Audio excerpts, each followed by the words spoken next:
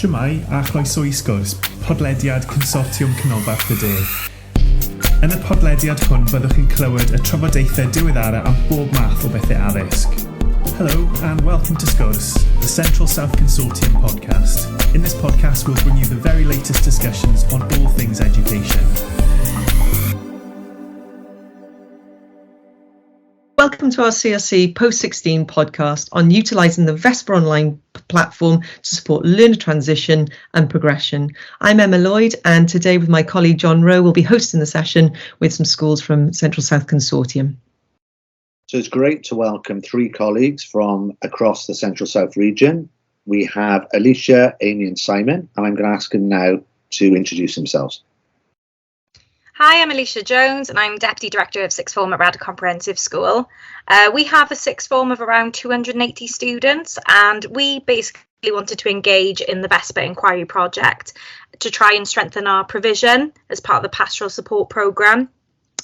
And we also wanted to really engage in inquiry-led practice as well. We had already begun to use some of the VESPA concepts in our tutorial time, but wanted to make this a little bit more of a focus, especially because of everything that's happened with the pandemic and the disruption on students. We were hoping really that it would have an impact on the overall student body, the whole year group that we were going to be working with, but we also wanted to focus on a particular group of students and use it really to enable some more one-to-one support with them. Hi, I'm Amy Hornblow, currently head of sixth form at Llanishen High School in Cardiff. We have a sixth form of around 220 this year and wanted to participate in the VESPA project due to such difficult times with COVID and students not having been in school and having to have done a lot of online learning, that we really wanted to re-engage with them and also to help support them with things like revision practice and being able to see their future and what pathways might be ahead for them. Hello, my name is Simon George and I am currently a learning coach for Key Stage 4 and Key Stage 5 at Radyr Comprehensive School, otherwise known as MAX. Our sixth form is only 100 in size, but we are part of something called the Cynon Valley Consortium, which means our pupils move freely between the three schools and do different A-levels on different sites. My sort of background coming into this is that I taught for 35 years, mostly A-level in schools in Swansea and Cardiff. We wanted to get involved with VESPA simply because we needed to find a way of getting more resilience into our young people. VESPA seemed to be one that would help us with our sixth form students. We've enjoyed it and we're certainly looking forward to moving on in the future. That's absolutely fantastic. Thank you, everybody, for those introductions. That's great. Okay, so to Alicia first then, please. Which aspect of growth mindset did you focus on and why for your learners? Well, when we looked at the VESPA factors, there's obviously such an array that we could choose from, and it would have been a really difficult decision to make, really, just by ourselves. So we decided to use the initial VESPA questionnaire that's available on the platform. We got all students in year 12 to complete this, and it was really startling because once they all filled it in, it was really clear the vision was the lowest average score across the whole year group.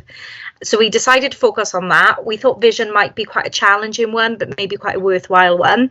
And then to select a smaller group of students, we just looked at those who had the lowest scores in vision and then approached them to ask whether they would like to participate. So Amy, did you have a similar focus to Alicia in terms of the VESPA programme? Well, we went about things in the same way. So we also did the initial questionnaire. And to be honest, yes, vision did also come out as one of our particularly low ones, but when I actually looked more into the students that had scored very low on vision, it was actually more like our top end students. And when I looked at how this program was going to help across the board, I wanted ones that obviously would help the top end, but I did want to focus perhaps on the ones who were struggling, our sort of weaker students. And when I looked at that, actually it was practice that I found to be the lower score. So I decided to focus on practice And obviously we have done it across the whole of the year group, but focused on just a smaller focus group of those students that had scored very low on the practice element. Fantastic. Could you let us know some of the interventions that you've been able to employ on the back of gathering that data, please, Amy? Yeah, so I really noticed, obviously, this year group haven't really sat any exams, and so we wanted to look at how we could facilitate them in terms of being successful, and really wanted to focus on revision strategies. So I took the initial sort of 15 students who had the low scores, and we had a focus group, and I have met with them more regularly throughout this program. But all of the activities that we've done, I have done across for all of year 12. So we've done things like flashcards, graphic organizers, interleaving, dual coding. We've been doing those throughout all of our tutor sessions, and I've been obviously dealing and liaising with that smaller group on a more regular basis myself. But I have found that even the really top end students have, been coming and saying how they've really, that's really helped them. Because they haven't really had to revise for anything apart from, essentially like learning mark schemes, and it's been memory rather than actually, learning and developing your exam technique. They have been panicking about how they're going to be able to sit their ASs, and we've done it with year 13 as well. So this has been brilliant. So the top end kids have been coming. I've also done it through parents. So I've sent out all of the information with the revision strategies that we've done to parents as well, so that they can help support their students or their children at home. Particularly things like, flashcards. They can be doing those sorts of things like at the dinner table if they wanted to, if they're, and so I've had really good feedback from parents and students alike for that. Sounds absolutely fantastic. Thank you so much. And I know, Simon, you focused on the practice element of the VESPA model as well. Is there anything that you've done that's similar to Amy there that you could share in terms of your interventions, please? Yeah, certainly. Our initial questionnaire indicated that vision and practice were actually very close to each other in terms of scores. But I did a follow-up interview with some students who were identified as struggling anyway within the sixth form, and they clearly came with the idea that practice was the area that really concerned them the most. There were 15 students, and what they were really concerned about was that they felt they may have been setting their expectations too high after their GCSE results, and they were really confused as to whether A-levels were the appropriate pathway forward for them. They admitted that they didn't know how to revise. They've had no practice at it. Lower down the school, they missed their entire GCSE exams. So these students became my target group, and they were quite surprisingly based around two subjects. That was criminology and chemistry. So Alicia, in terms of focusing on vision, what interventions were you able to introduce as a result of this project? Well, with the group that we identified, we were able to form a focus group. And what I think was the nicest part of this was just the kind of regular meetups with this small selection of students. And we met within smaller groups as well, so that we could have quite in-depth discussions about various things to do with vision. So it was quite nice to just have that time to have those discussions about their vision for both short-term and long-term goals as well. We discussed things such as, again, the pandemic and how that they all felt that had had an impact on their vision and their motivation, both short term and long term. They felt that they had suffered as a result and were keen to kind of engage in ways in which we could improve them now that they were back in school face to face. So the focus groups were really a chance to get to know the students a lot better. And I think this group of students may have perhaps been overlooked if we hadn't identified them through this project. We were also able to use Microsoft Forms as well, which was sometimes a bit more of an efficient way to gain some feedback off them. And it became clear that a lot of them were interested in some more non-traditional routes, because a lot of our sixth formers tend to go to university. They were more open to different ideas, such as going straight into employment, apprenticeships. And then we were able to use our speaker program to kind of promote really some of the more apprenticeship opportunities that were going on and individualise suggestions to them a little bit. They were also able to then suggest to me things that they might feel helped with their vision for the long term, and a few of them mentioned in one of the Microsoft forms that they'd be interested in speaking to a careers advisor and that they thought that would really help. So from that then we set up an intervention to organise with Careers Wales one-to-one discussions where they could explore different avenues open to them. So it's great for them to have that individualised support. And then in general, we tended to then focus a lot more on the vision activities from the VESPA programme in our tutorial sessions, which all pupils benefited from, not just those within the focus group. And we found some of the activities such as Fix Your Dashboard, where they had to create kind of vision boards, very useful, examining the difference between dreams and goals, which we're able to pick up on and have discussions about in our focus room afterwards, and looking at real kind of short-term goals to build up to the bigger picture, which some of them were still a bit uncertain about. Again, fantastic interventions there. Thank you. And it's nice that individualised approach has been taken, so they're feeling very looked after as an individual rather than a whole cohort going through the same provision, which I really, really like. And also, Amy and Simon, you worked on practice. So would you like to share a little bit more in terms of your interventions? Yeah, so we use some of the practice activities from the A-level VESPA book, but I've also been fortunate enough that I've been able to carry out 2 other periods of training with VESPA, one of which was specifically targeted at A-level revision techniques. So we put in a 10-12-week revision program, which we are currently halfway through, which has sort of 2 aims. One is to actually teach them the core skills they need in order to revise, but also to provide this sort of umbrella of confidence around them, because some of our young people really do struggle with self-confidence, and I think that's one significant impact of the pandemic, which we'll be dealing with for many years to come. At its heart, the VESPA revision materials say that there are 2 separate parts of revision. One is the preparation for revision, and the second is what they actually call the revision performance. And we wanted to get over to our young people that very often the first part of revision is the easy part. It happens very quickly. For example, producing flashcards. It's what you do with the flashcards afterwards, which is hard, which can be demotivating at times, but that is where the real gains for revision will actually come through. Now, actually getting that message over to our young people was and still is fairly challenging, but it's something that we are halfway through in our course. And we're looking forward to seeing some very positive results at the end. All our Year 12 pupils get 1 hour a week with the head of sixth form anyway, and the work that I've done has been able to complement those sessions. We've also worked with a local counsellor who's come in and dealt with some sort of emotional issues around being in the sixth form. And with our RRRS money, we've also been able to free me up on a Wednesday where I can offer a sort of drop-in session where they can find me in school, come to me with an individual problem.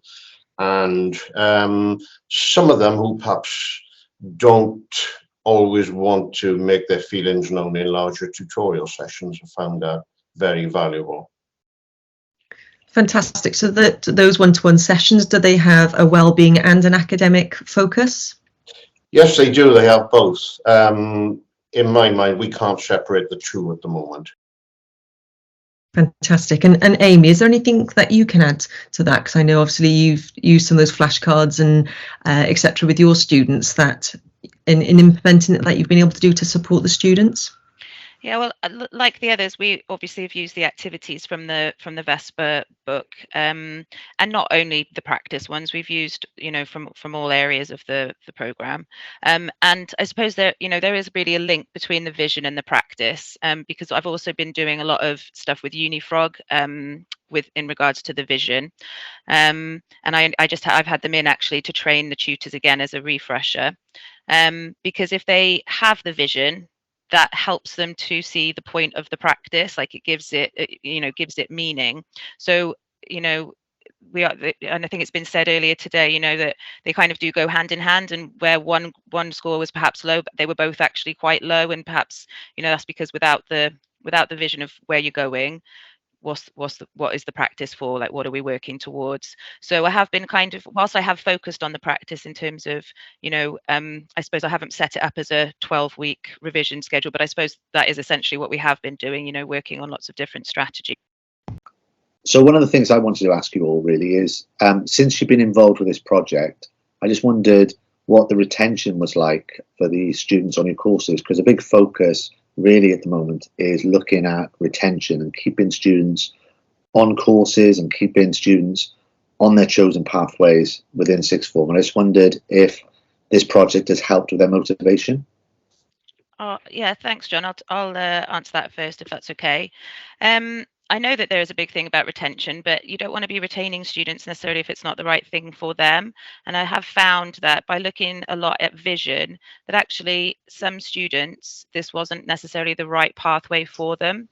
You know, perhaps they wouldn't, you know, had they done their GCSEs, you know, and actually sat exams, perhaps they would have looked at alternative pathways.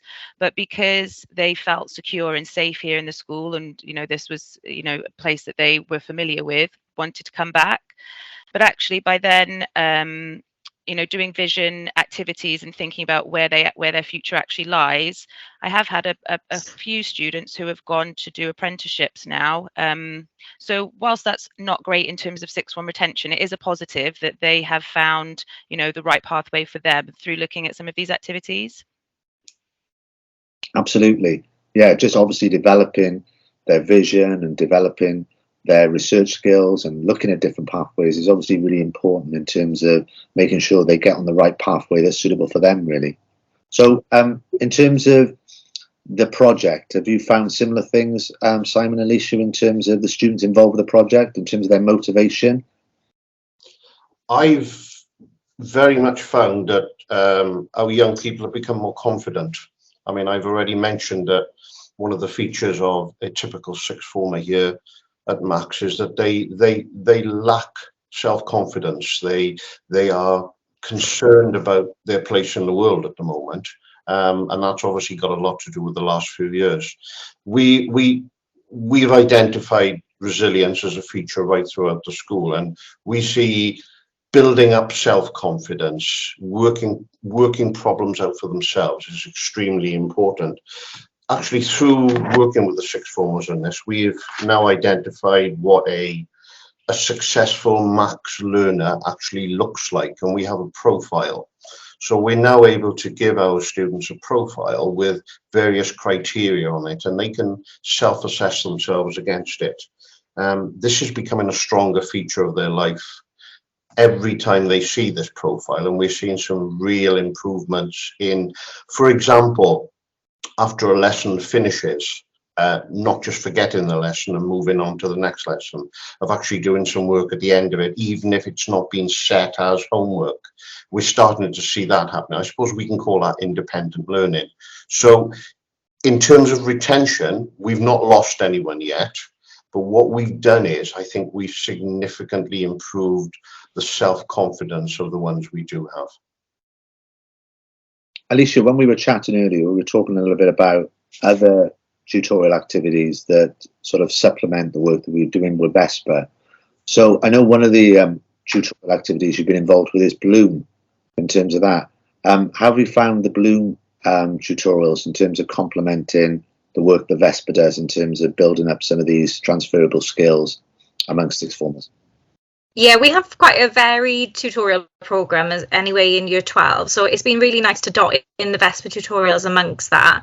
And like you said, one of the recent things we have been trying to do is implement some of the Bloom tutorials as well, which are focused on other aspects of kind of well-being and resilience, but that resilience has really fed quite well into the vision. Students, you know, that have had less of a long-term vision, or can have their vision knocked in the short term by various kind of obstacles. I feel like those tutorials on resilience in particular have been quite useful in working alongside then the work that we're doing with vision for the students. Fantastic. So some wonderful interventions. Okay. So just looking, these interventions seem to be having an impact on your learners, and it seems to be very positive in what we're seeing. Could you tell us a little bit about the sort of potential for continuing these interventions and how being part of this project is influencing your future planning for your learners? Simon, did you want to come in first there? I'll come in first there then, yes. Okay. We're now looking beyond year 12 because we only ran this with our year 12 students this year. We're now looking at putting in a slightly adapted version into year 13. What we want to do is to sit down with these students after they finish their AS exams and ask them really for their opinion of how impactful they thought this 10 or 12 week revision program was. We'll be awaiting, obviously, additional RRS funding, which will allow this to take place next year.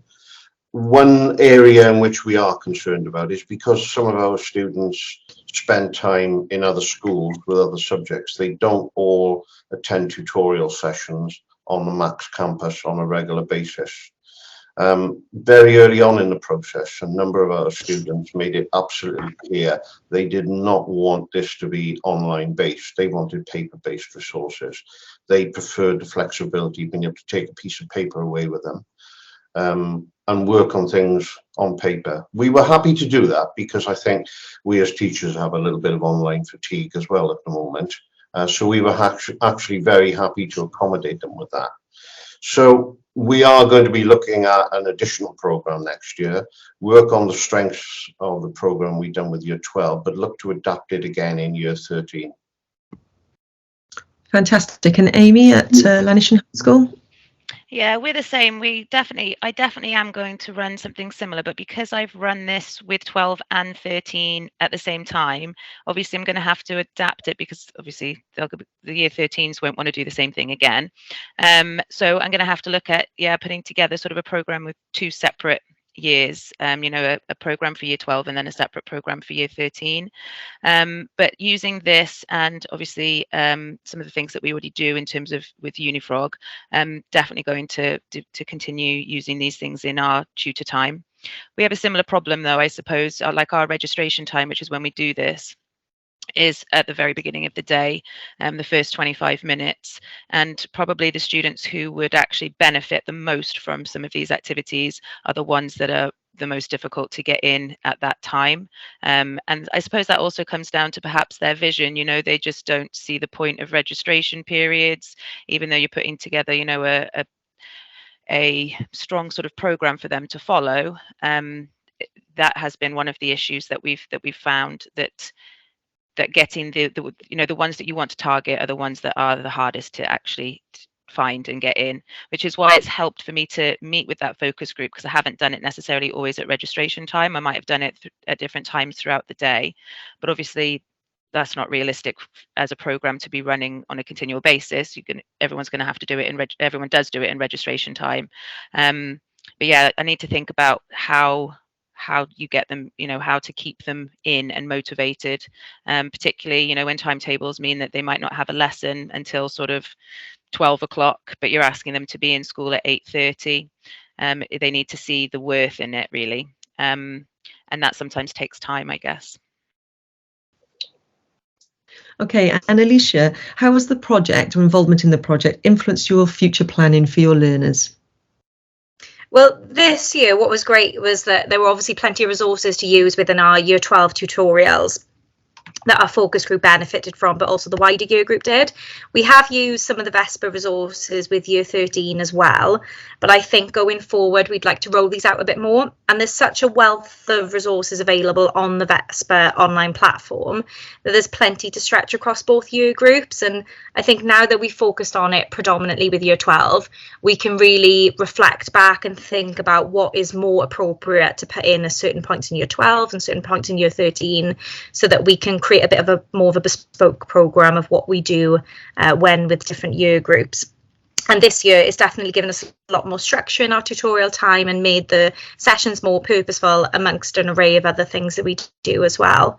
I think now that we're reaching the end of the project, what I've come to realise is that we've identified some students that could really maybe do from that one-to-one support, but maybe on even a higher level than what I've been able to do with them.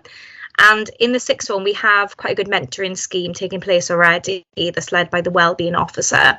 But the way we tend to identify these students early on is through things like wellbeing issues and attendance, and not necessarily looking at some of the things that maybe the VESPA platform was able to identify for us through that initial questionnaire.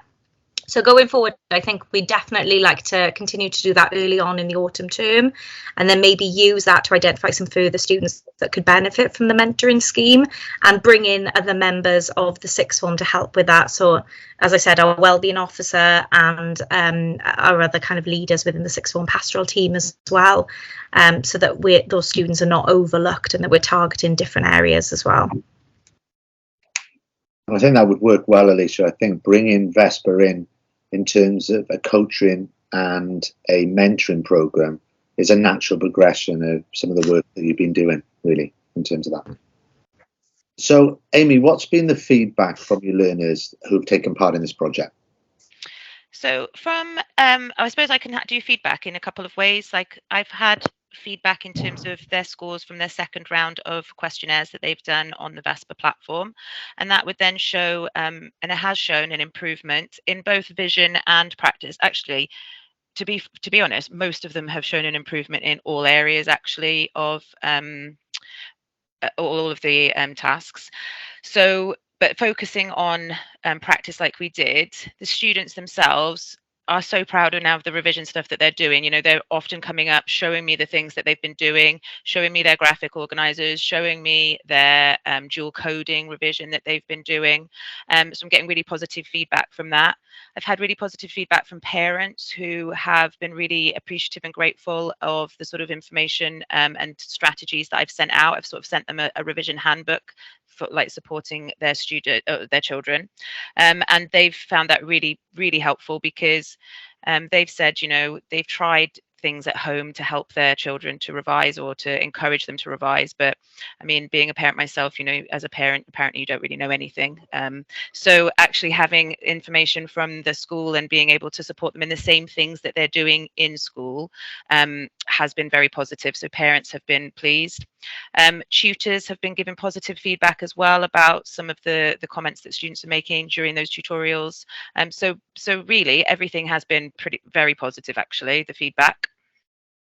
Brilliant. And Simon, have you had similar feedback at Mountain Ash about the programme?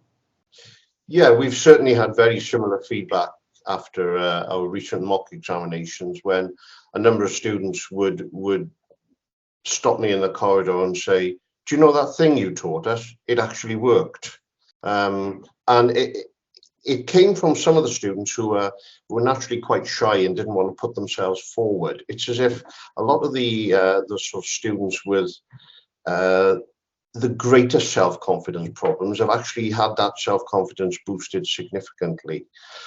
Our sort of practice results have gone up nicely. We are only halfway through our 6-week revision program at the moment, so I think there's still plenty of room for some more uplift. We haven't had any feedback as yet from parents, but one student did say to me, well, you've actually got me sitting down in the evening and doing some work for the first time in my life. Now, I'll take that as a massive win. It's a fantastic win. Brilliant. And Alicia, have you had similar positive feedback at Radyr? Yes, I mean, during the focus group sessions, we've been able to utilise the smaller focus group really to get feedback on how the general tutorials have been received by the year group, with the focus on vision in particular, and they found them purposeful and enjoyable, and they've seen the relevance of them. So that's been really positive feedback on the actual resources that we're using with them.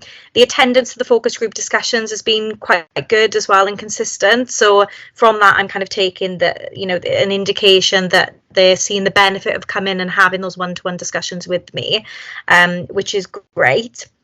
And we've recently done the second questionnaire with the students. There are 3 altogether, so this is a nice kind of midpoint judgment on how they're kind of progressing with their scores across the range. And we're already seeing a slight increase in the vision area, as well as, like Amy said, in the different areas as well that maybe we haven't focused on as obviously, but are kind of coming into tow with the others.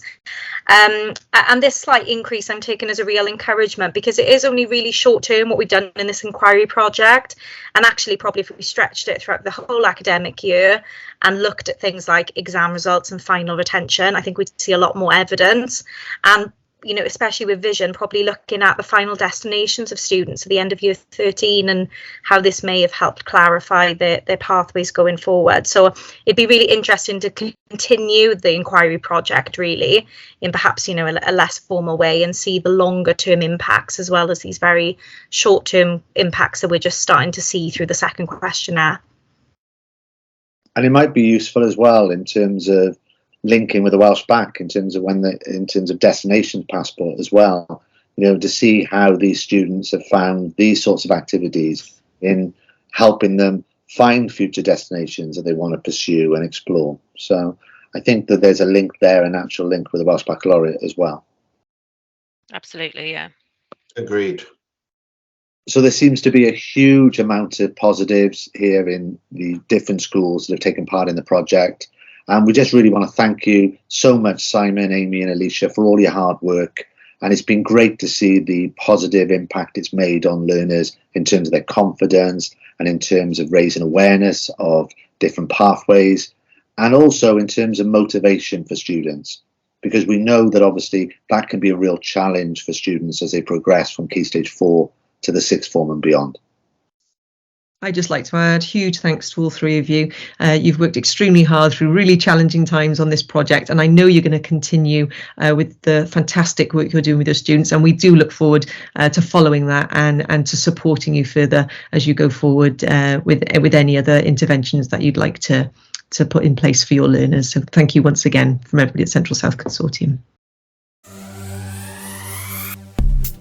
Diolch am wrando ar y bennod hon o Sgwrs.